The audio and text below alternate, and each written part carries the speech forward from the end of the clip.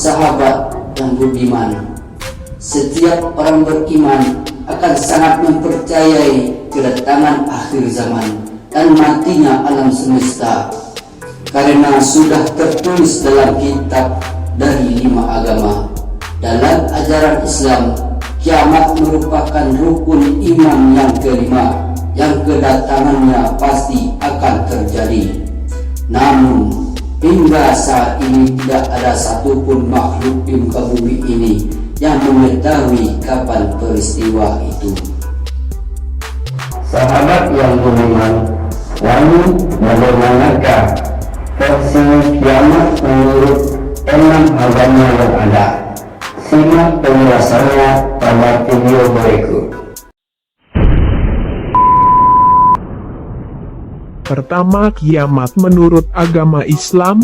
Agama Islam adalah agama terbesar di dunia. Pemeluk agama ini terbentang di seluruh dunia, dan mereka adalah orang yang beriman kepada Allah Subhanahu wa Ta'ala dan beriman kepada para nabi serta rasulnya, sangat mempercayai akan datangnya hari kiamat.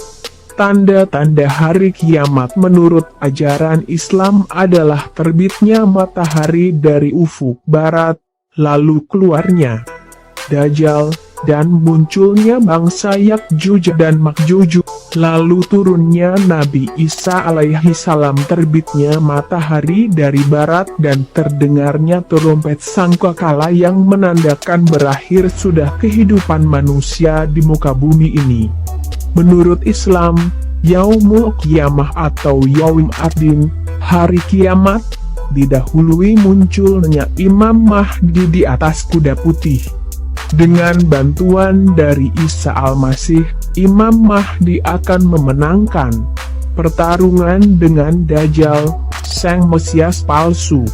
Yang kedua, hari kiamat menurut Kristen Katolik. Keyakinan umat Katolik tentang kedatangan hari kiamat sudah diramalkan sejak ribuan tahun yang lalu. Namun, kapan waktunya masih menjadi rahasia hingga sampai saat ini. Salah satu tanda-tanda kedatangan hari kiamat menurut umat Katolik adalah kehancuran kosmis, munculnya pemberontakan, perang, pengkhianatan gereja, juga merupakan tanda nyata bahwa kiamat sudah siap melenyapkan bumi dan segala isi di dalamnya. Kelaparan, kemiskinan, dan penyakit yang tertuang dalam Markus pukul 13:14:20 dikatakan bahwa tanda-tanda kiamat apabila kamu melihat pembinasa keji berdiri di tempat yang tidak sepatutnya. Para pembaca hendaklah memperhatikannya, maka orang-orang yang diadaan haruslah melarikan diri ke pegunungan.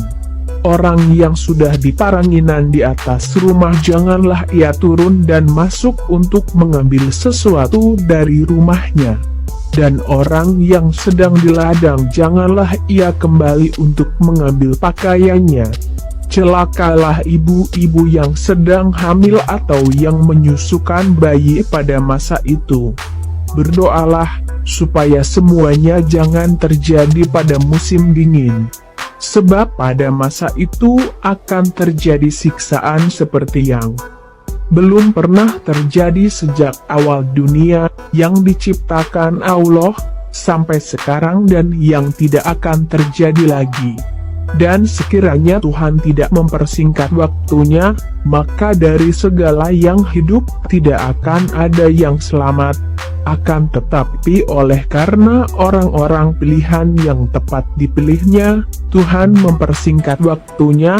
Kekerasan di luar kontrol, seks bebas, dan peperangan di mana-mana. Tanda-tanda kiamat adalah terjadi kekerasan di luar batas, pembunuhan dan kriminal lainnya ikut merajalela. Perbuatan seks di luar batas, di mana manusia melanggar salah satu isi hukum Taurat, yaitu adanya seks bebas, dan kehancuran sebuah negara karena sebuah peperangan. Dan yang ketiga menurut Kristen Protestan, Tanda-tanda akhir zaman menurut Kristen Protestan hampir sama dengan Katolik, dengan beberapa nubuat-nubuatnya seperti muncul nabi-nabi palsu. Menurut Matius 24:5 dikatakan bahwa pada akhir zaman akan ada banyak orang yang muncul dan mengatakan dirinya Mesias dan dia akan menyesatkan banyak orang. Banyak kejahatan kriminalitas semakin marak terjadi. Orang-orang semakin tega melakukan hal yang jahat dengan sesamanya. Perzinahan menurut Alkitab dan pornografi semakin merajalela, bahkan di kalangan remaja. Kasih semakin berkurang, manusia semakin individualistis serta hanya mementingkan kesenangannya sendiri. Bumi semakin rusak menurut piramida hierarki Abraham Maslow. Kebutuhan dasar yang harus dipenuhi manusia untuk dapat bertahan hidup adalah sandang, pangan, dan papan. Populasi Indonesia yang banyak ini tentu saja sangat berpengaruh terhadap lingkungan. Lahan pertanian mulai berkurang karena dibangun rumah-rumah penduduk.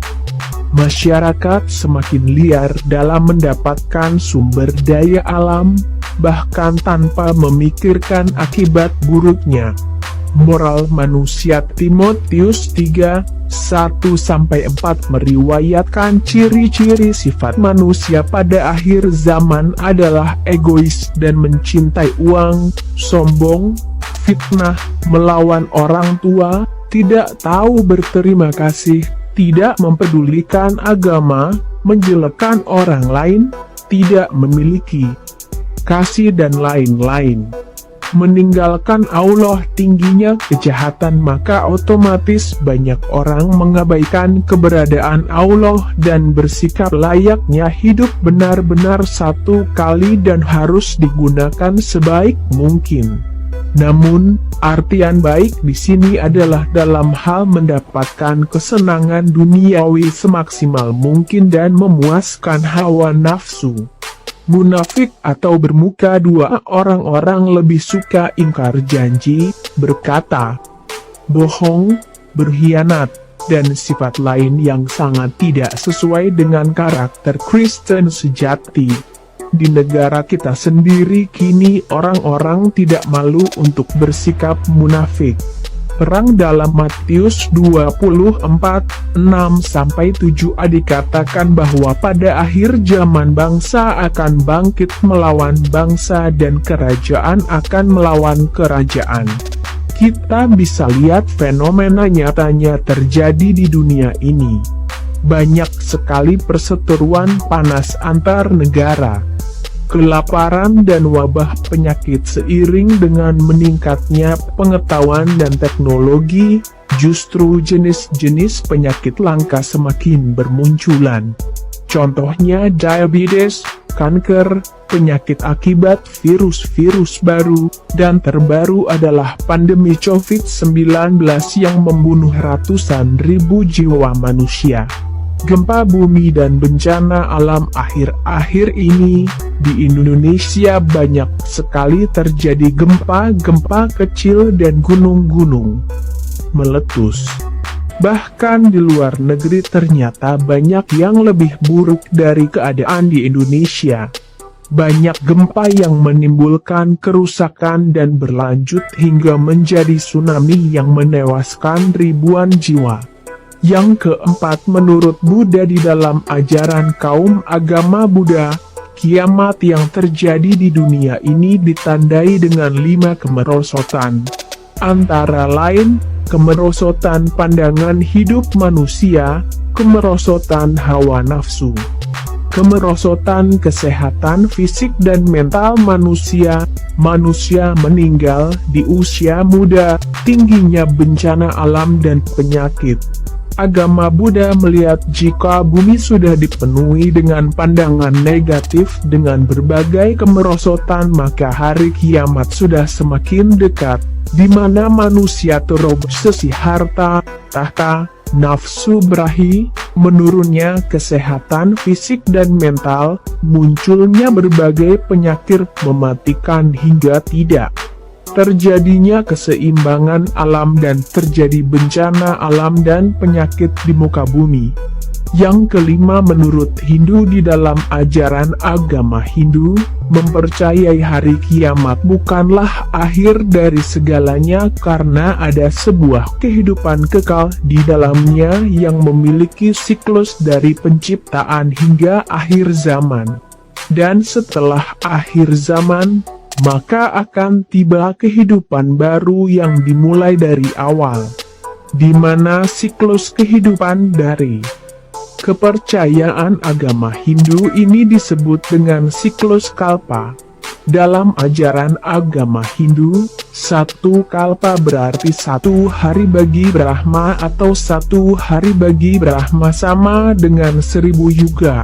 1 yuga terdiri dari 4 zaman, yakni Satya Yuga, Treta Yuga, Dwapara Yuga, dan Kali Yuga.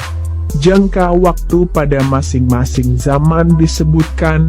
Satya Yuga selama 1.728.000 tahun, Treta Yuga selama 1.296.000 tahun, Dwapara Yuga selama 864.000 tahun, Kali Yuga selama 432.000 tahun, sehingga jangka waktu keempat masa tersebut dijumlahkan hasilnya adalah 4.320.000 tahun atau sama dengan masa satu siklus yuga.